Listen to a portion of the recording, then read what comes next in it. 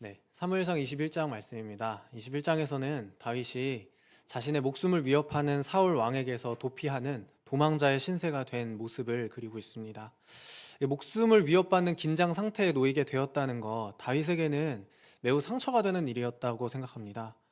다윗의 평소 성품으로 미뤄 보았을 때 아마도 자신의 상급자인 사울 왕에 대해서 진심을 다해서 섬겼을 것이기 때문입니다. 그렇게 예상 가능하기 때문에 그럴 것 같아요. 열과 성을 다해서 충성하면서 모셨던 그 왕이 이제는 자신을 죽이기 위해서 총력을 다하고 또 그 위협 가운데서 도망쳐야 하는 그런 관계가 되었을 때 다윗이 받았을 상처나 배신감 같은 것들이 혹시 느껴지시나요? 사무엘상 21장을 계속해서 보면 이 긴급하게 도망친 다윗은 아무것도 가지지 못한 상태로 무방비하게 도망길에 올랐다는 것을 우리가 알 수 있습니다. 노비라는 지역에서 제사장 아히멜렉을 만나게 되는데요. 이 제사장 아히멜렉이 다윗의 꼴을 보고서, 이 모습이 아니라 이건 꼴이라고 해야 되겠죠. 다윗의 이런 꼴을 보고서 두려워서 떨면서 다윗을 영접하는 장면이 21장 1절에 기록이 되어 있습니다. 1절 말씀인데요. 다윗이 노베 가서 제사장 아히멜렉에게 이르니 아히멜렉이 떨며 다윗을 영접하며 그에게 이르되 어찌하여 내가 홀로 있고 함께하는 자가 아무도 없느냐 하니. 아히멜렉이 보기에 왕의 호위대장인 다윗이 왜 왕과 함께 있지 않고 혼자서 놉까지 왔을까? 이것은 다윗의 행색을 보았을 때 누구라도 알아챌 수 있을 만큼 매우 이상한 모습이었던 것입니다. 다윗은 제사장 아히멜렉에게 먹을 것이 있는지를 요청했고요. 아히멜렉은 거룩한 떡을 다윗에게 내어주는데요. 거룩한 떡은 말하자면 율법에 따라서 레위인들과 제사장들에게만 먹을 수 있는 허락된 떡이었고요. 다윗은 원칙적으로 이것을 먹을 수 없었습니다. 비록 생명의 보존과 같은 사랑과 긍휼을 베푸는 목적이라면 이 거룩한 떡을 누구에게든 내어줄 수 있었겠지만요. 이 율법을 무시하고 거룩한 떡을 먹어야 하는 그런 아주 일반적이지 않은 다윗의 상황을 우리는 예상할 수 있는 것이죠. 왕궁에서 지내던 다윗, 왕의 호위대장으로서 대접받고 또 안전하게 보호받으면서 지내던 그 다윗이 얼마 전 상황과는 지금의 상황이 매우 괴리가 느껴지는 그런 장면이라고 볼 수 있습니다. 계속해서 본문을 살펴보면 다윗이 칼이나 어떤 무기 같은 것도 없이 도망을 쳤다는 것을 우리는 발견할 수 있습니다. 그래서 제사장인 아히멜렉에게 떡을 요구하는 것도 모자라서 이제는 혹시 무기를 가진 것이 없는지도 확인하면서 점검하는 것이죠. 다행히 제사장 아히멜렉에게는 다윗이 그 엘라 골짜기에서 죽인 골리앗이라는 사람의 칼이 있었습니다. 조심스럽게 그 칼을 보관하고 있던 이 아히멜렉이 다윗에게 그것을 찾아갈 수 있도록 허락해서 내어주는 그런 상황이 된 것입니다. 21장 9절 말씀인데요. 제사장이 이르되 내가 엘라 골짜기에서 죽인 블레셋 사람 골리앗의 칼이 보자기에 쌓여 에봇 뒤에 있으니 내가 그것을 가지려거든 가지라. 여기는 그것밖에 다른 것이 없느니라 하는지라. 다윗이 이르되 그 같은 것이 또 없나니 내게 주소서 하더라. 네. 본문을 살펴보면요. 다윗은 점점 더 궁지에 몰리는 것처럼 보이고요.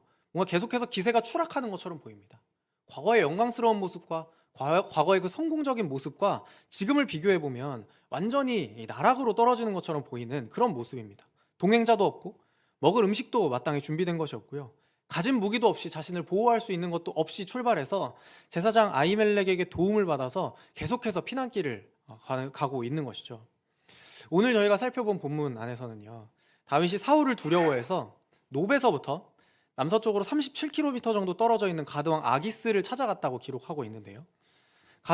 이 가드 사람들은 다윗을 보자마자 이 다윗이 누구인지를 분명하게 알고 아기스 왕에게 이렇게 이야기를 했습니다. 21장 11절 말씀입니다. 11절 말씀 저희 같이 한번 다시 읽겠습니다.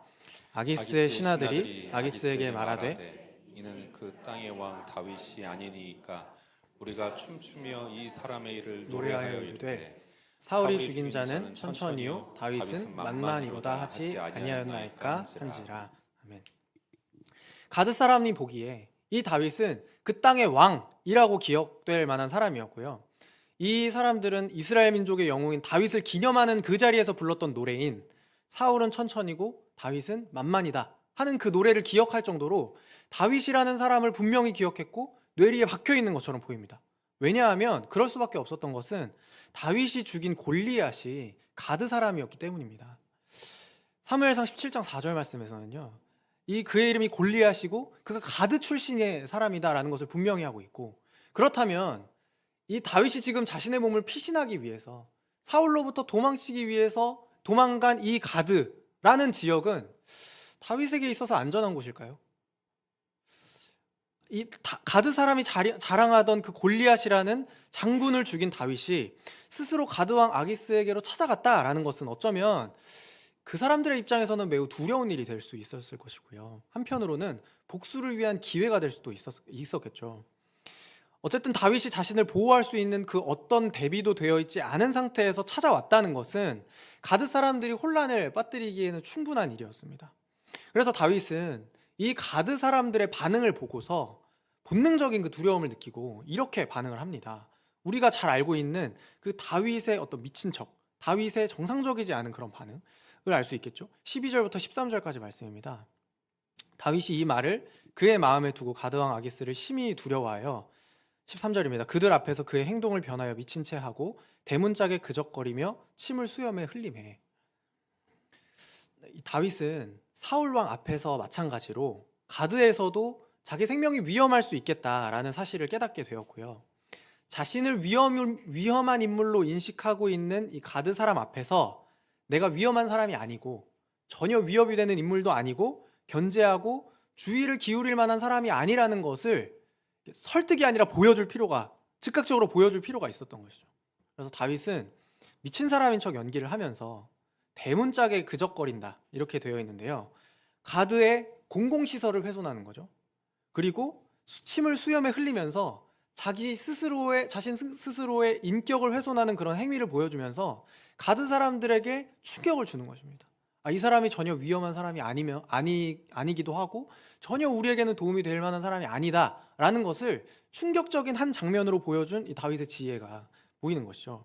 특히 당시 문화에서 이 사람의 수염을 훼손한다, 남성의 수염을 훼손한다는 것은 한 사람의 남성성을 훼손하는 것, 나아가서 그 사람의 인격을 모욕하는 아주 굴욕적인 행위인데요. 다윗이 수염에 침을 묻히면서 스스로를 수치스럽게 만들었다라는 것은 가드 사람들에게 다윗이 온전한 정신이 아니다라는 것을 이해시키기에 충분한 행동이었던 것처럼 보입니다.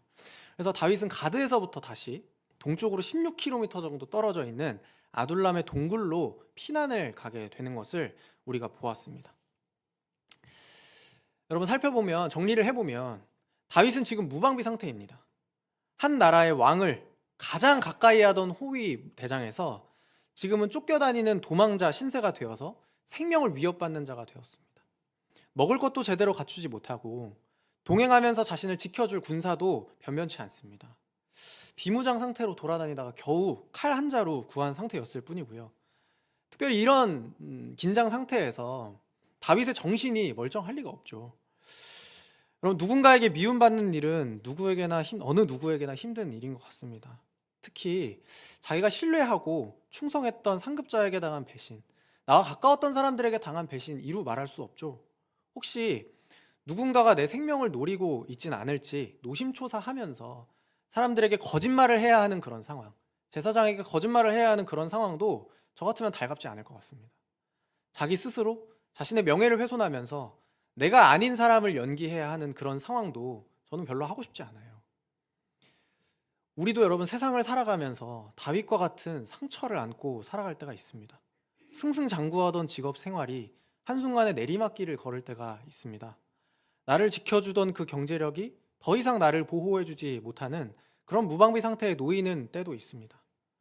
인간관계 속에서 배신을 당하기도 하고 또 그 관계 속에서 언제 상처를 받을지 모르는 그 긴장 상태에서 사회생활을 해야 할 때도 있습니다. 미움을 받거나 오해를 사는 경우도 허다하게 있습니다. 내가 베풀어 주었던 믿음만큼 상대방에게 돌려받지 못할 때 느끼는 상실감도 만만치 않죠. 좋은 모습을 보여주기 위해서, 위기를 극복하기 위해서, 물론 다윗은 살아남기 위해서 연기를 했지만 우리는 때로 좋은 모습을 보여주기 위해서, 위기를 극복해야 하기 위해서 아닌 척, 괜찮은 척, 내가 아닌 사람을 연기해야 할 때도 있습니다. 상처는 우리를 자기 자신에게 매몰되게 만듭니다. 내가 받은 상처를 지나치게 크게 바라보는 그런 자기 연민과 자신을 타인으로부터 보호하려고 하는 그 보호 본능이 계속해서 다른 사람과의 건강한 관계를 가로막고 나의 영적인 성장을 가로막는 장애물이 되는 것이죠. 하지만 본문을 계속해서 살펴보면, 우리가 다윗의 모습을 살펴보면, 물론 다윗에게도 상처받은 경험이 있고 실패의 경험이 있지만, 다윗은 그 상처를 타인에게 되돌려주는 그런 미성숙한 사람은 아닌 것처럼 보인다는 것을 우리는 알 수 있어요. 오히려 성숙한 태도로 타인을 포용하고 그 상처를 극복하면서 성장하는 진정한 영웅의 모습을 우리가 다윗에게서 발견할 수 있는 것이죠. 그래서 본문을 보면서 상처를 극복하는 하나님의 사람은 어떤 모습을 가지고 있을까? 우리는 또 어떤 부분에서 성장을 추구해야 할까? 본문을 함께 보면서 그 상처를 극복하는 다윗의 모습을 함께 살펴보려고 합니다. 상처를 극복하는 하나님의 사람 첫 번째 특징은 상처받은 사람들을 품어줄 수 있다는 것입니다. 나도 상처받았지만 그 상처 때문에 누군가를 상처내지 않고 상처받은 사람들을 품어줄 수 있는 것, 이것이 상처를 극복하는 하나님의 사람의 특징이라고 할 수 있는 것이죠. 특별히 내가 상처받은 적이 없어서 그게 가능한 건 아니에요. 혹은 품어줄 수 있는 내가 여유가 있기 때문에 누군가를 품어주는 것도 아닙니다. 나도 상처받았고 나도 관계로 인해서 어려움을 겪었고 나도 누군가를 품을 여유가 없이 빡빡한 삶을 살아가지만 그럼에도 기꺼이 타인을 수용하고 품어주는 그런 용기 있는 사람이 바로 상처를 극복하는 하나님의 사람이라는 것이죠. 본문에서 다윗은 과거의 신분과 현재의 신분의 괴리, 그리고 사람에게 받은 상처와 나쁜 기억들을 가지고 아둘람 굴로 피신하는 것을 우리는 볼 수 있습니다. 사무엘상 22장 1절부터 2절까지 말씀입니다. 그러므로 다윗이 그곳을 떠나 아둘람 굴로 도망하매 그의 형제와 아버지의 온 집이 듣고 그리로 내려가서 그에게 이르렀고, 2절 함께 읽겠습니다. 환난당한 모든 자와 빚진 모든 자와 마음이 원통한 자가 다 그에게로 모였고 그는 그들의 우두머리가 되었는데 그와 함께한 자가 400명 가량이었더라. 아멘. 다윗이 가드왕 아기스로부터 피신해서 유다의 아둘람 굴로 도망쳤을 때 그의 형제와 아버지의 온 집이 듣고 다윗과 함께 있었다라고 성경이 기록합니다. 다윗의 가족들이 베들레헴을 떠나서 굳이 아둘람 동굴로 함께 피신한 이유는 다윗을 향한 그런 사랑의 마음이라기보다는 사실 사울의 보복이 두려워서라고 보는 것이 맞겠죠.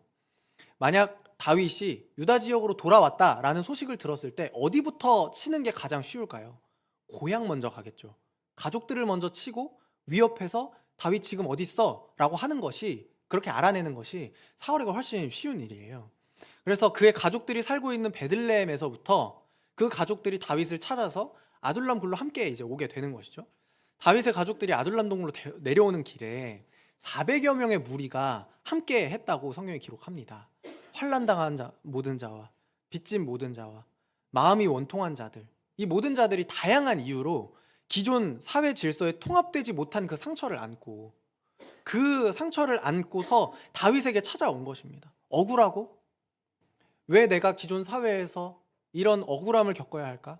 이런 환난을 겪어야 할까? 내가 왜 마음이 이렇게 원통해야 할까? 그런 열등감을 가지고, 솔직히 말하면 다루기 까다로운 그런 사람들이, 다윗에게는 다루기 까다로운 그런 사람들이 아둘람 동굴로 함께 오게 된 것입니다.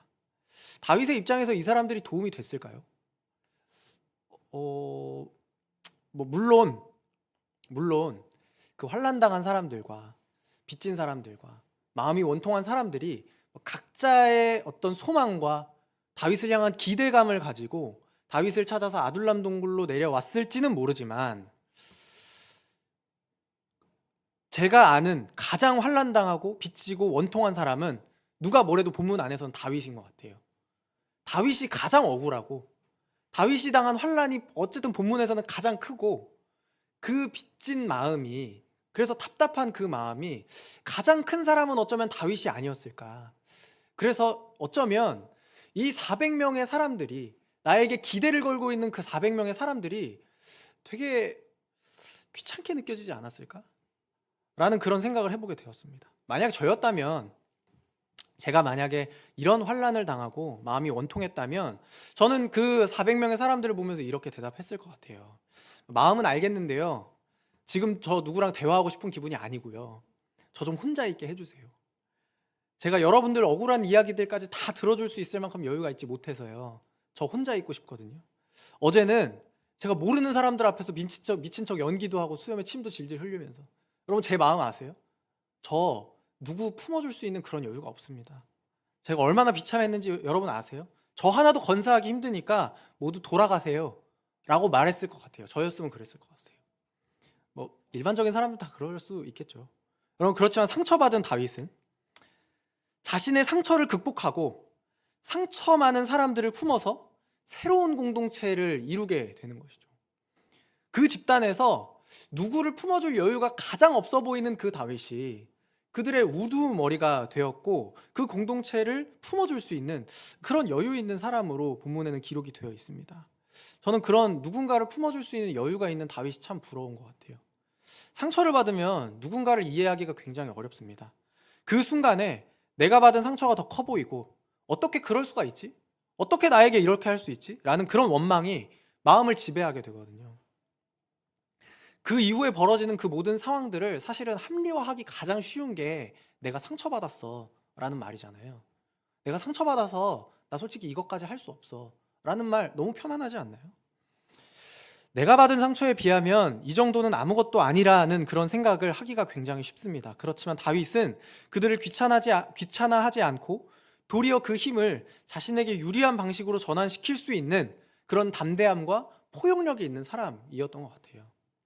어디에서도 환영받기 어려운 그런 사람들이 다윗의 공동체에서 환영받았을 때 우리는 자연스럽게 예수님과 함께 있던 사람들이 어떤 사람이었는지를 떠올리게 됩니다. 누가복음 5장 29절부터 30절 말씀인데요. 레위가 예수를 위하여 자기 집에서 큰 잔치를 하니 세리와 다른 사람이 많이 함께 앉아 있는지라. 바리새인과 그들의 서기관들이 그 제자들을 비방하여 이르되 너희가 어찌하여 세리와 죄인과 함께 먹고 마시느냐. 예수님은 사람들과 함께 있기를 즐거워하셨습니다. 특별히 사회에서 대접받지 못하고 환영받지 못하는 사람들과 함께 있는 것을, 그들의 우두머리가 되는 것을 즐거워하시는 분이셨습니다. 예수님께서 가는 곳마다 억울한 자, 마음이 원통한 자, 병든 자들이 몰려들었고요. 그곳에서 예수님은 새로운 공동체를 소망하고 기대하게 만드셨습니다. 예수님은 끊임없이 사람들을 환영했고 섬겼고 그들의 이야기를 들어주시는 분이셨습니다. 상처 많은 사람들의 상처를 품어주시고 그 상처 많은 녀석들이 그 안에서 이해받고 있다는 것을 경험했습니다. 사랑하는 저와 여러분이 먼저 예수님 안에서 우리의 상처가 회복되고 또 그 안에서 환영을 받는 그런 은혜를 경험하기를 주님의 이름으로 축복합니다. 그래서 저와 여러분도 이와 같이 상처 많은 녀석들을 품는 데까지 성숙해지는 그 하나님의 일하심을 경험하시기를 다시 한번 주님의 이름으로 축복합니다. 두 번째로 본문에서 다윗은 자신의 약함을 혼자서만 지고 가지 않았거든요. 타인을 향한 신뢰 가운데에서 다른 이에게 맡기고 의지할 수 있는, 자신의 약함을 다른 이에게 맡길 수 있는 그런 신뢰를 회복한 사람, 그렇게 상처를 극복한 사람이 다윗이었다는 것을 우리는 알 수 있습니다.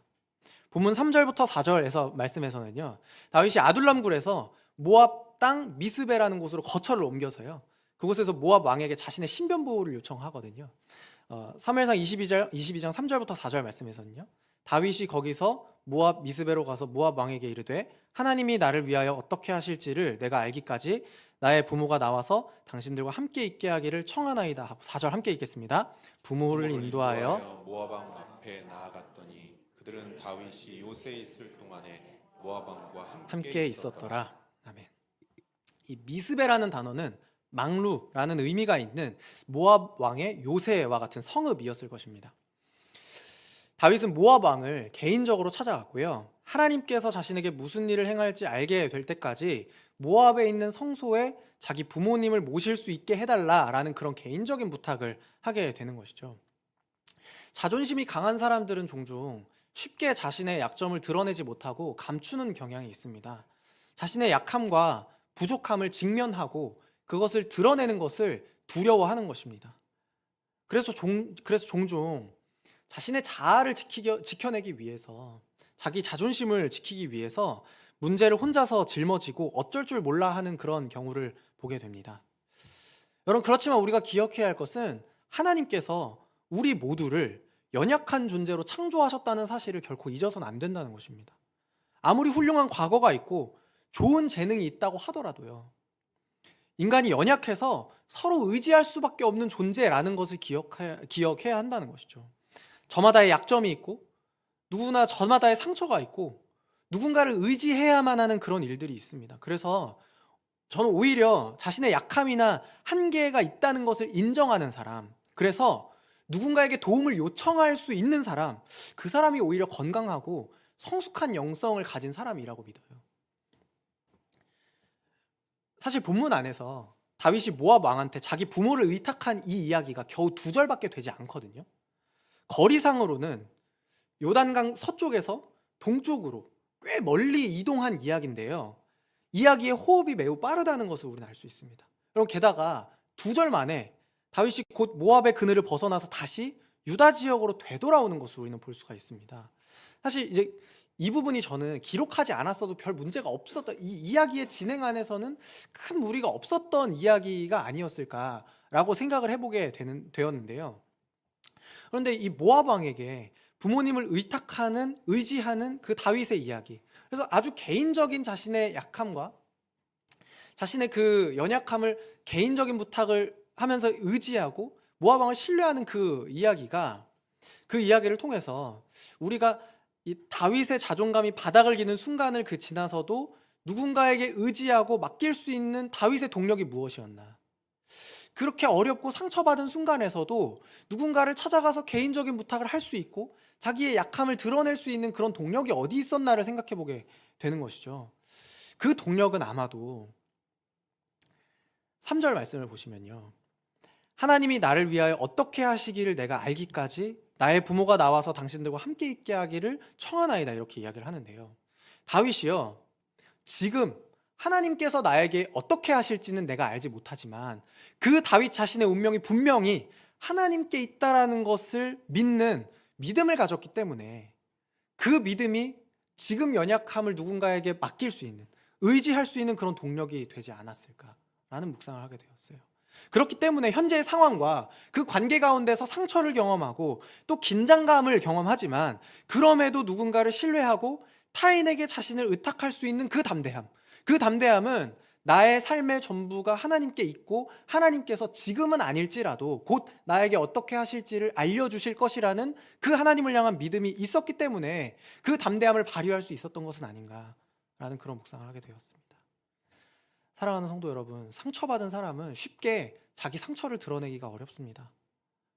자신의 상처를 쉽게 누군가에게 드러내고 손을 내미는 것 또한 굉장한 용기가 필요하다는 것을 저와 여러분 자연스럽게 알고 있습니다. 여러분, 그렇지만 다윗이 모압 왕을 피난처로 생각하기 이전에 하나님이 자신의 운명을 맡아주고 계신다는 그 믿음 안에서 용기를 내었듯이 우리도 다시 누군가에게 손을 내밀어서 공동체 안에서 서로 의지하고 신뢰할 수 있는 그런 용기가 회복되는 은혜가 있기를 주님의 이름으로 축복드립니다.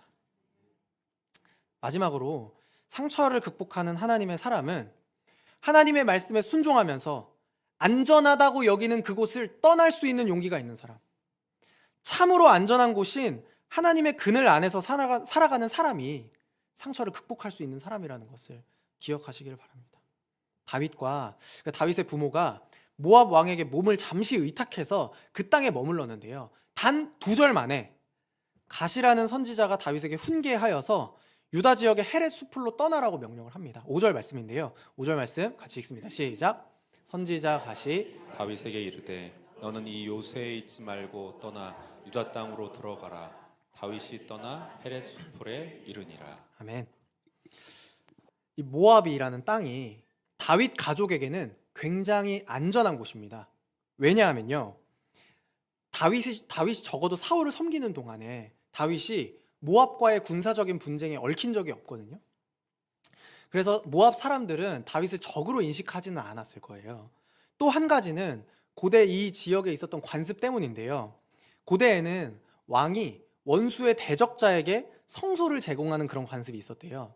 그러니까 이 모압 왕에게 원수가 된 사울, 그 원수인 사울 왕의 대적자인 다윗에게 호의를 베풀어 주는 것은 모압 왕에게는 명예를 지키는 일이었기 때문에, 그리고 다윗이 명예를 지키는 일이었기 때문에 다윗이 안전하게 피난처를 제공을 받을 수 있었을 것이에요. 그리고 또 한 가지는요, 다윗의 증조 할머니 룻이 모압 사람이잖아요. 그러니까 친족 관계에 있기 때문에 모압의 협조를 받는 것이 굉장히 순조로운 일이고 그리고 생각보다 안전한 일이다. 그 중에서는 비교적 안전한 곳이다라고 볼 수가 있는 것이죠. 근데 이제 5절 말씀에 보면 선지자 갓이 다윗에게 모압 땅을 떠나서 다시 유다 땅으로 돌아가라 이렇게 명령을 합니다. 이 요새라고 성경이 기록하고 있어요. 이 모압 땅에서 머물렀던 지역을 요새라고 성경이 기록하는데요. 요새와 수풀을 비교했을 때 더 안전한 곳은 당연히 요새죠. 수풀처럼 이렇게 트여져 있는 그런 곳이 아니라 막혀 있는 그런 요새가 훨씬 덜 위험에 노출될 될 수 있는 그런 안전한 곳이었지만 다윗은 이 선지자의 말을 듣고 안전한 요새를 떠나서 단 한 구절 안에 헤렛이라는 수풀로 떠나가게 됩니다. 선지자 갓이 다윗에게 이렇게 간단하고 단호한 어투로 떠날 것을 명령한 이유는 매우 단순합니다. 왜냐하면 율법이 모압 족속과 우호 조약을 맺는 것을 환영하지 않기 때문에 그렇습니다. 금지하고 있기 때문에 그렇습니다. 신명기 23장 말씀에서 보시면요, 모압 사람은 영원히 여호와의 총회에 들어올 수 없고 여호와의 총회에 들어올 수 없고 모압 사람의 평안함과 형통함을 구하지도 말라고 하나님께서 말씀하세요. 그래서 모압 사람과의 교류를 엄격하게 금하고 있거든요. 이렇든 저렇든 간에 다윗은 하나님께서 이스라엘 왕으로 세우신 사람입니다. 그런 다윗이 유다 땅을 떠나서 이방 민족, 그것도 모압 사람의 보호를 받으면서 목숨을 부지하는 것은 옳지 않을 뿐더러 율법의 권위를 존중하는 행위도 아니었던 것이죠. 하나님의 말씀의 권위를 존중하는 행위가 아니었던 것입니다. 그래서 다윗은 다시금 자신의 목숨을 노리는 그 사울이 통치하는 곳으로 돌아가서 요새도 아니고 수풀에서 일가족과 자기 사람들을 데리고 돌아가야 하는 그런 불안에 또 놓이게 되는 것이죠. 그 심정이 어떤 심정이었을까요? 또다시 상처를 받을 수도 있고 나의 약함이 드러날 수도 있는 그곳에서 다윗은 어떻게 이렇게 순종하면서 나아갈 수 있었을까? 저는 그 다윗의 마음이 정말 궁금했습니다. 상처를 극복하는 과정에서 공동체를 품고 또 자신의 약함을 또 누군가에게 의탁하는 것, 또다시 상처를 받을 수도 있는 불안에 노출되는 것, 모두가 다 위험하고 모두가 다 불안한 일입니다. 그렇지만 말씀에 의지하여서 한 걸음을 내딛고 담대하게 하나님의 땅 수풀을 선택한 다윗에게서 우리가 배워야 할 점이 있다면 그것은 그래도 교회와 공동체를 떠나지 않는 용기도 우리에게 필요하다는 것입니다. 하나님께서 정하신 그 땅, 하나님께서 정해놓으신 그 장소, 그 공동체를 떠나지 않고 그 자리를 지키는 용기, 그 자리를 지킬 수 있는 버팀과 인내도 우리에게 필요하다는 것이죠. 그것 또한 용기라는 것입니다. 말씀이 있는 공동체를 떠나지 않고 서로를 의지할 수 있는 공동체를 떠나지 않으면서 상처받을 위험에 노출될 수는 있지만 그럼에도 하나님 주신 자리를 떠나지 않고 버티는 것, 그래서 그 어떤 요새의 보호보다도 더 안전한 하나님이라는 요새 아래에서 비교할 수 없는 안전함을 경험하는 것, 그것이 우리에게, 저와 여러분에게 참된 안전함인 줄 믿습니다. 사랑하는 성도 여러분, 우리의 상처가 하나님 안에서 놀라운 방식으로 극복되기를 소망합니다. 그래서 상처 많은 우리가 주님의 치유하시는 그 능력을 의지하여서 정말로 상처받을 수 있고 또 위험에 노출될 수 있는 그런 환경에 있지만 말씀에 의지하면서 한 걸음 한 걸음 내딛어 갈 때 우리를 보호하시고 우리를 안전하게 지켜주시는 우리의 참된 피난처이신, 우리를 치유할 수 있는 그 회복의 공동체인 교회 안에서 그 치유를 경험하는 그런 저와 여러분 되시기를 다시 한번 주님의 이름으로 축복합니다.